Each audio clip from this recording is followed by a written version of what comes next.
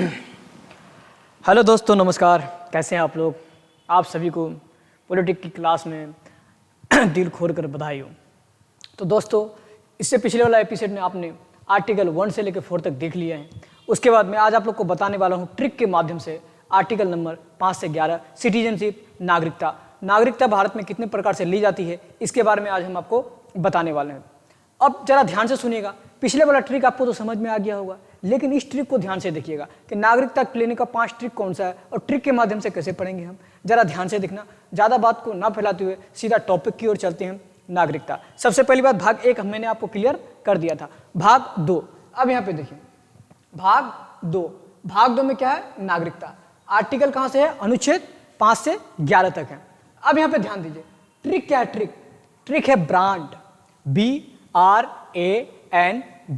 Brand. Trick समझिए, BRAND, brand. यहाँ पे सुनिए, B का मतलब होता है बर्थ, R का मतलब होता है रजिस्ट्रेशन, A का मतलब होता है एरिया, क्षेत्रफल। अभी आपको बताएंगे कि एरिया क्षेत्रफल कैसे हुआ। N से होता है नेचुरलाइजेशन, मतलब देशीकरण। D for होता है डिशन, मतलब वंशानुगत। 5 प्रकार से हम क्या कर सकते हैं? 5 प्रकार से हम नागरिकता ले सकते हैं। एक तो जन्म के आधार पर, दूसरा पंजीकरण के आधार पर, तीसरा क्षेत्रफल के आधार पर, चौथा देशीकरण के आधार पर, पांचवा वंशानुगत के आधार पर। समझ में आ रहा है? Birth, registration, area, naturalisation, decision.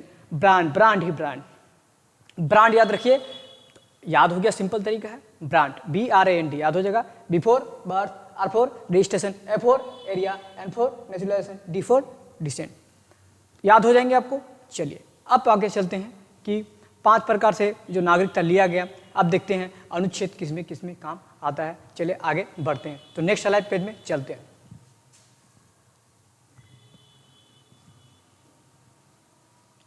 इसके पीछे एक कहानी है। सबसे पहली बात है कि नागरिकता अधिनियम 1955 को हमको समझना होगा। ये जल्दी कोई नहीं बताते हैं। तो नागरिकता अधिनियम 1955 की बात है। देखिए, जब यह कानून पारित हुआ तब जन्म के आधार पर, वंश के आधार पर, पंजीकरण, देशीकरण और क्षेत्रफल के आधार पर क्या किया गया? नागरिकता दिया गया। 5 प्रकार से आपको पहले बता दिया। ट्रिक क्या याद रखना है? ब्रांड, BRAND, ब्रांड ट्रिक याद रखिएगा। तो अब देखिए, नागरिकता सिटीजनशिप अधिनियम कितना आया? 1955, मतलब 1955 में आया। तो जन्म के आधार पर, दूसरा वंश के आधार पर, पंजीकरण के आधार पर, देशीकरण, क्षेत्रफल। अब आपको बता दें, देखिए जन्म के आधार पर कैसे ले सकते हैं, जरा ध्यान देखिएगा। जन्म के आधार पर माता या पिता का जन्म कहाँ हो? भारत में हो। माता का जन्म या पिता का जन्म भारत में हो तो आपको क्या मिलेगा? यहाँ पे नागरिकता मिल जाएगी। लेकिन यहाँ पे एक समस्या आई।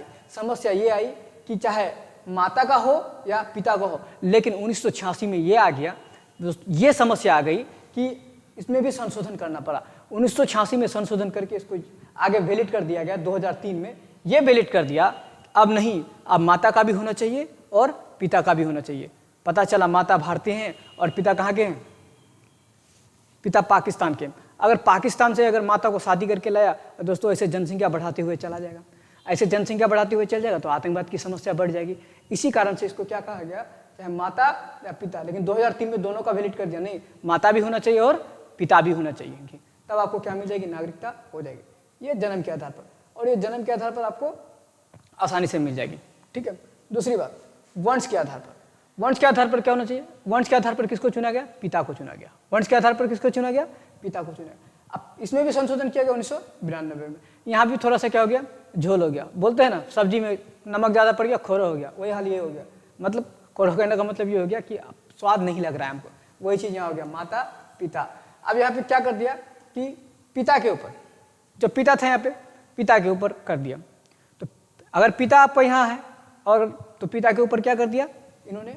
वंश के आधार पर दे दिया कि आपका पिताजी है यहाँ पे पुराना वंश, जैसे हम लोग को मिला, हम लोग पिताजी के आधार पर है, पिताजी हम लोग का यहाँ हुआ, हम लोग यहाँ के नागरिकता हैं। माता पिता दोनों का, चाहे माता रहे या पिता रहे, लेकिन यहाँ पे वैलिड कर दिया दोनों का। यहाँ पे माता पिता पे दे दिया। तीसरी बात देखिए, पंजीकरण, मतलब रजिस्ट्रेशन। 7 साल आप कम से कम यहाँ गुजारे हो। भारत में कितने साल? 7 साल अगर आपने यहाँ पे गुजार लिया है, उसके बाद अपना रजिस्ट्रेशन कर सकते हैं, अपना पंजीकरण कर सकते हैं। अब जरा ध्यान दीजिए, देशीकरण। देशीकरण मतलब क्या? यहाँ आप 10 साल तक रह चुके हैं, आराम से ज़िंदगी गुजार चुके हैं भारत में, 10 साल तक रह चुके हैं। उसके बाद कोई भारतीय भाषा, मतलब 22 भारतीय भाषा में से कोई भी ना एक भाषा आपको आना चाहिए। हिंदी, तेलुगु, मराठी, कन्नड़, ये सब आना चाहिए आप लोग को। ठीक है, बहुत 22 भाषा में और कला या विज्ञान के क्षेत्र में अगर आपके पास रुचि है, बहुत सारे सिंगर साइंटिस्ट हैं जो अभी भी भारत में है, अभी भी भारत में भारत की नागरिकता लिया हुआ है। ठीक है, चलिए अब आगे चलते हैं। देखिए अगर आप फिर ये अगर नियम में और क्षेत्रफल का आपको पता ही है, क्षेत्रफल की दृष्टि मतलब क्षेत्रफल मतलब अर्जित है, अर्जित क्षेत्रफल जैसे सिक्किम, पिछले वाला वीडियो में आपको मैंने बता दिया था सिक्किम के बारे में, 16 मई 1975 को सिक्किम को मिलाया गया था। तो ये क्षेत्रफल के आधार पर भी आप कोई अगर देश मिलना चाहता है तो ये आपको वीडियो हम फर्स्ट वाला इसमें बता दिए, नहीं देखें तो जाकर वीडियो देख लीजिए। ठीक है, अब देखिए अगर कोई गलत काम कीजिएगा तो आपको निकाल दिया जाएगा। पहली बात है कि त्याग, बर्खास्त और वंचित।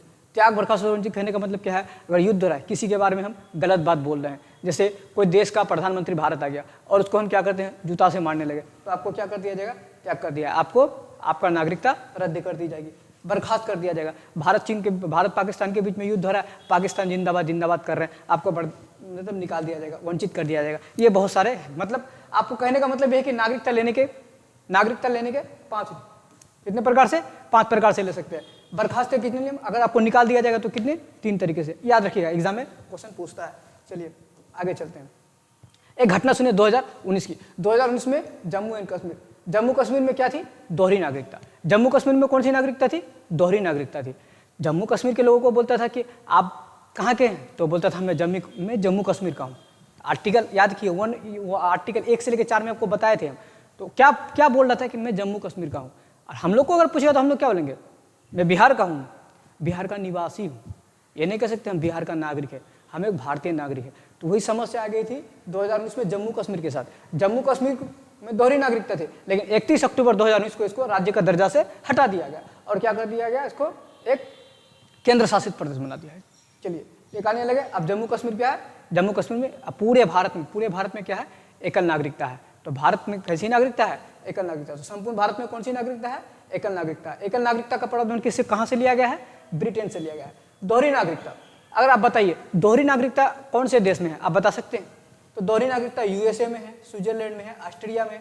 एक बार क्वेश्चन आया था ऑस्ट्रिया और ऑस्ट्रेलिया, देखो कंफ्यूज हो जाता है।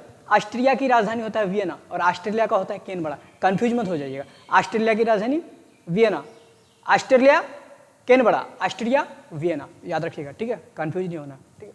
तो दोहरी नागरिकता यूएसए, स्विट्जरलैंड, ऑस्ट्रेलिया। दोहरी नागरिकता कहने का मतलब है कि यहाँ पे जैसे यूएसए में देखिएगा ना, अलग अलग कंट्री में अलग अलग तरह का झंडा लगा हुआ है, 50 देश 50 किस्म का झंडा, 50 किस्म का मुद्रा, जब चाहे तब निकल सकता है। आर्टिकल 1 में भी आपको कुछ बताए थे, 1 से लेकर 4 वाला पढ़िएगा, ठीक है। उसके बाद नागरिकता का पहली बार वर्णन कौन किया था, अरस्तु ने किया था। कि सिटीजनशिप का पहली बार वर्णन कौन किया था, अरस्तु ने किया था। चलते हैं आगे वाला स्लाइड पे। अनुच्छेद 5,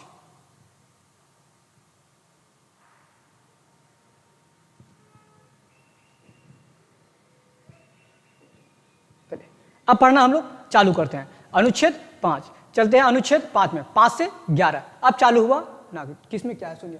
अनुच्छेद 5 में कहा गया है कि संविधान के प्रारंभ में नागरिकता, अब जब संविधान बना तो अब नागरिकता देना क्या हो गया, मुश्किल हो गया। तो अब नागरिकता कैसे दिया जाए, तो 26 जनवरी 1950 को संविधान लागू हुआ।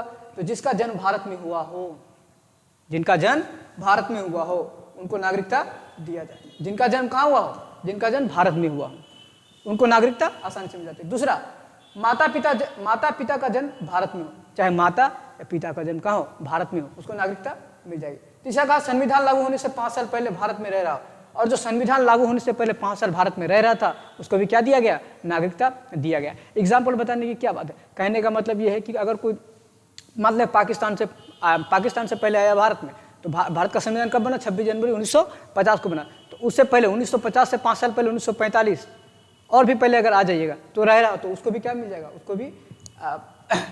उसको भी नागरिकता मिल जाएगी। तो अनुच्छेद 5 में यही कहा गया कि आप जन्म कहाँ हो, भारत में हो, माता पिता जन्म भारत में हो, संविधान लागू होने से 5 साल पहले भारत में रह रहा हो, ठीक है। एग्जाम्पल देख लीजिए, एनी बेसेंट आयरलैंड की है। इन्होंने समाज सेविका में बहुत सारे नियम कानून बनाए और बहुत सारे समाज सेविका भी किए। तो इनको क्या किया गया था, इनको दे दिया गया था यहाँ की नागरिकता, एनी बेसेंट को। चलते हैं आगे की ओर।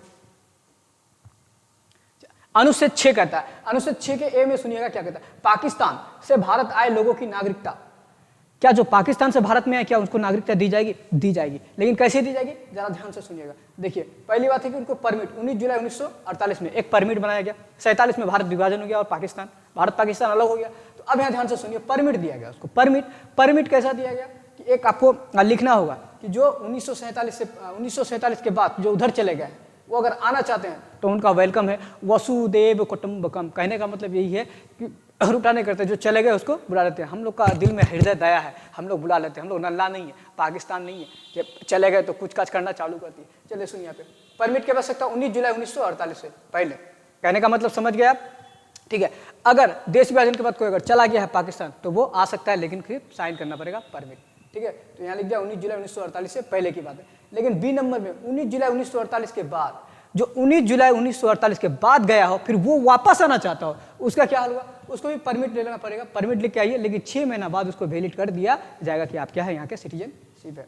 आर्टिकल 7, आर्टिकल मतलब अनुच्छेद 7 में क्या कहा है सुनिए, भारत से पाकिस्तान गए लोगों की नागरिकता। 6 में क्या क्या था, पाकिस्तान से भारत आए लोगों की नागरिकता। जो पाकिस्तान से भारत आया अब जाएगा कैसे, समझ में आ रहा है। लेकिन अब अनुच्छेद 7 कह रहा है भारत से पाकिस्तान गए लोगों की नागरिकता। जो भारत से पाकिस्तान चला गया था, सुनिए 1 मार्च 1947 के बाद, डेट याद रखिए, 1 मार्च 1947 के बाद जो भी पाकिस्तान गया वो आ सकता है। किसके द्वारा, रजिस्ट्रेशन के द्वारा। आपका रजिस्ट्रेशन किया जाएगा, पंजीकरण किया जाएगा, रजिस्ट्रेशन कर दिया जाएगा।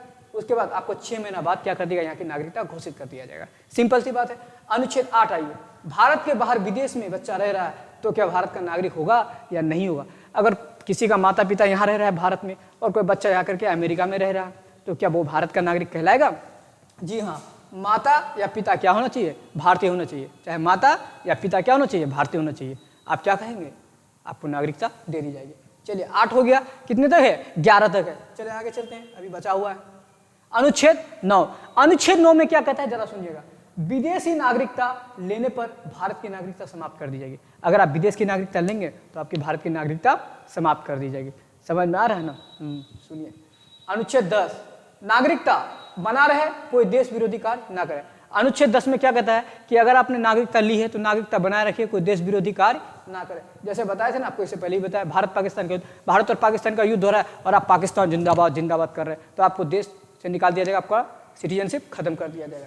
तो नागरिकता लिए हैं 5 प्रकार से, तो 5 प्रकार से लिए तो 5 प्रकार को क्या करना पड़ेगा, फॉलो करना पड़ेगा, ठीक है। दूसरा, भारत चीन का युद्ध हो रहा है। अब भारत चीन का युद्ध में आप कर रहे हैं चीन जिंदाबाद जिंदाबाद जिंदाबाद। आतंकवादी घुसपैठ हो रहा है, कोई बाहर विदेशी से आ रहा है, सभा कर रहा है, उसको मार रहे हैं, तो आप इसमें क्या होगा, आपको देश विरोधी का कार्य लग जाएगा, ठीक है। इसमें संसद आपको अनुमति दे दिया है पहले ही, वो बाद में बताएंगे, ठीक है। लेकिन इसमें आपको क्या कर दिया जाएगा, नागरिकता खत्म कर दिया जाएगा। अनुच्छेद 11, नागरिकता कानून संसद बनाएगी। अनुच्छेद 11 में कहता है कि नागरिकता से संबंधित कुछ भी कानून बनेगा तो वह संसद बनाएगा। संसद तो बनाएगा, संसद में कौन बनाएगा, तो संसद में गृह मंत्रालय बनाएगा। तो संसद में गृह मंत्रालय कानून बनाएगा, ठीक है। तो अब आप बेहिचक समझ गए होंगे जितना भी मैंने बताया। आप यहाँ देख सकते हैं, आपको अनुच्छेद 1, 6, 7, 8, अनुच्छेद 5, 2019 जनसंख्या जम्मू कश्मीर में दोहरी नागरिकता एक्ट से संपूर्ण भारत एकल नागरिकता दोहरी नागरिकता, ऐसा मैंने बता दिया। नागरिकता अधिनियम 1955 जन्म के आधार पर, माता पिता 1986 23 वर्ष के आधार पर, पिता पंजीकरण देशीकरण, ट्रिक भी बता दिया मैंने, सारा चीज बता दिया। देखिए ये ट्रिक याद रखिएगा, ब्रांड वाला ट्रिक जो होता है ना, ये ट्रिक आपके लिए बहुत अच्छा है। इधर चला जाता है, घस सकता है बहुत है। BRAND, brand. एक ट्रिक और लिख लीजिए आप, एक ट्रिक और लिख लीजिए, नाग पंचमी ट्रिक, नाग पंचमी। अगर ये भी ट्रिक आप याद रखिएगा तो काम चल जाएगा। नाग पंचमी, नाग से नागरिकता, लिखिए नाग से नागरिकता। अब पंचमी से 5 प्रकार, कितने प्रकार, 5 प्रकार, मतलब नागरिकता 5 प्रकार से ली जाती है। तो आप चाहे नाग पंचमी याद रखिए या फिर आप ब्रांड याद रखिए, आपको दोनों से। ब्रांड में आपको खुल के पता चल जाएगा बर्थ वगैरह के बारे में। Thank you. अगर आप लोग को अच्छा लगे तो लाइक कमेंट शेयर जरूर कीजिएगा। थैंक यू, जय हिंद दोस्तों। अगर आप चाहते हैं कि नया वीडियो बने, तो आप चाहते हैं कि पॉलिटिक्स से रिलेटेड और लाए, अब आपको हम 1 to 4 हो गया, उसके बाद 5 to 11 हो गया, उसके बाद 12 to 35 वाला वीडियो लाएंगे, उसके बाद इसका MCQ क्वेश्चन लेके आ जाएंगे, ठीक है। MCQ क्वेश्चन लेके आएंगे, एक दिन MCQ क्वेश्चन बता देंगे, फिर सारा वीडियो लेके। अब इकोनॉमिक्स बनेगा, ज्योग्राफी, पॉलिटिक्स, सारा चीज़ बनेगा। पहले आप लोग प्यार तो दीजिए, चैनल को सब्सक्राइब कीजिए, थोड़ा फॉलो कीजिए, बढ़ाइए, आगे बढ़ाइए। न्यू वीडियो बना रहे हैं, हमको आइडिया भी नहीं है, ठीक है। कोई हीरो से एक्टिंग करना कम नहीं होता है, आगे कैमरा लगा हुआ है, बोलिए। किसी लोगों को आदत हो जाता है, पर पहली बार है ना, पहली बार किया गया चीज़ जानते हैं, बहुत याद रहता है दोस्तों। चलिए। थैंक यू, जय हिंद, नमस्कार, मिलते हैं नेक्स्ट वीडियो में, जय हिंद।